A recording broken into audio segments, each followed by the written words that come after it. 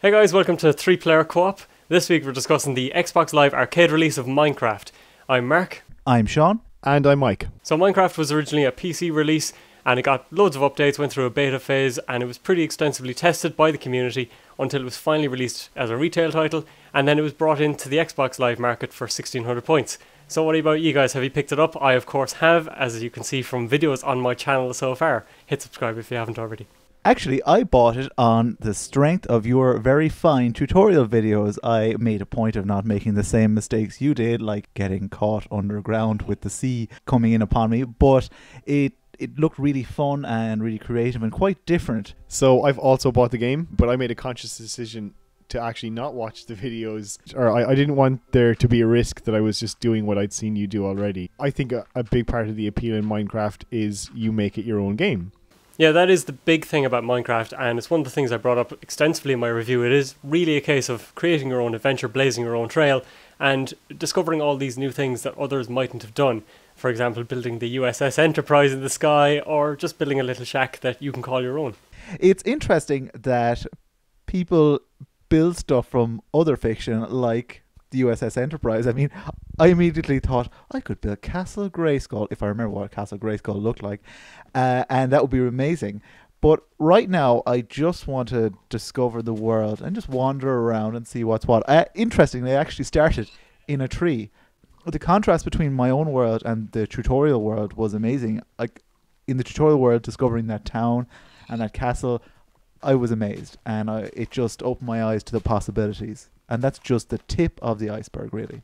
Yeah, so I think the tutorial on the Xbox is really useful for that. So what it does is a great job of highlighting the difference between what you can achieve and what you start with in an open world, which is essentially nothing. I found it really enjoyable so far. The one thing I got caught out by was I closed the door of my house, I had it sealed, there was a roof on it, and I went to bed and I was awoken in the middle of the night.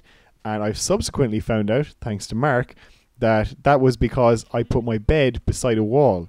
So anybody listening here who's being rudely awakened in the middle of the night, keep the bed in the middle of your house. That's one thing I'm not sure if the Xbox version did deliberately or if it just did out of laziness. The PC community has built up this extensive list of wikis and all these guides and tutorials. So is the Xbox version encouraging people to discuss it and find out things that way, or is it just a case of they couldn't be bothered telling people don't put the bed there, or is it a bug? I'd imagine that's a bug. That sounds like a bug. They just never bothered fixing. It's an odd one. Unfortunately, my bed in my house is right beside a wall, so I think I'll be minding that as soon as I turn it on again. The larger talking point that this brings up for me is the difference between the Xbox version and what the PC version currently is. We're playing, I think it's version 1.6, is it? Which would have been on the PC about this time last year. So we're essentially playing a 1-year-old version of Minecraft.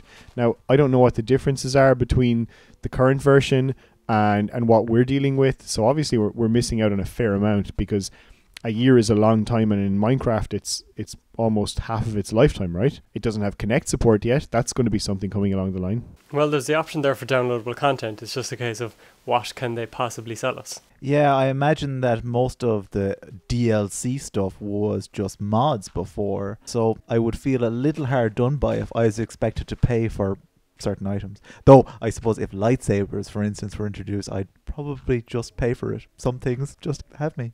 As you say, we've paid, and to be honest, we've paid a little bit. Some would say over the odds. Some have called this a stripped down version of the PC, and it is 1600 Microsoft points, which not many games go for. Is that just reputation at this stage that Minecraft has taken advantage of? Oh yes, I would say that without hesitation. They are charging that much because they know they can.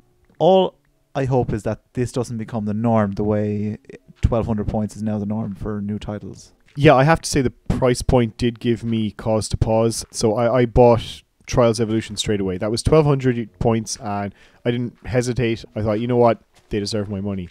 And I think I'm going to get value for that 1200 Microsoft points. Now, I know Minecraft is that bit more expensive at 1600 Microsoft points, but do you feel like you're going to get value for money? Because so far, based on my limited exposure to it, I definitely think I will. I'm not really concerned about this particular title being 1600 points. I'm worried that Microsoft are going to see the sales and think we can charge 1,600 points for just about everything now, because originally things were 800 points and 400 points in some cases, and now pretty much the standard is 1,200 points. It would be a scary thought, because as we say, you get your value for money with Minecraft. I don't think it's going to be a case that games start to suffer 1,600 Microsoft points now. Minecraft is a recognized brand. It's got a certain appeal to it, and I think they could get away with charging 1,600 Microsoft points. On the other hand, you look at the previous games that have been released at 1,600 Microsoft points, the likes of the Penny Arcade games, you know, they just didn't sell. Alright guys, have you picked up Minecraft so far, and what do you think of it? Please post below in the comment section, and also let us know what you think of the whole 1,600 Microsoft point issue. Could it become the norm? Is it something that you'd be willing to accept, or will you be fighting it tooth and nail to the end? Thanks very much for watching guys, we'll catch you next time.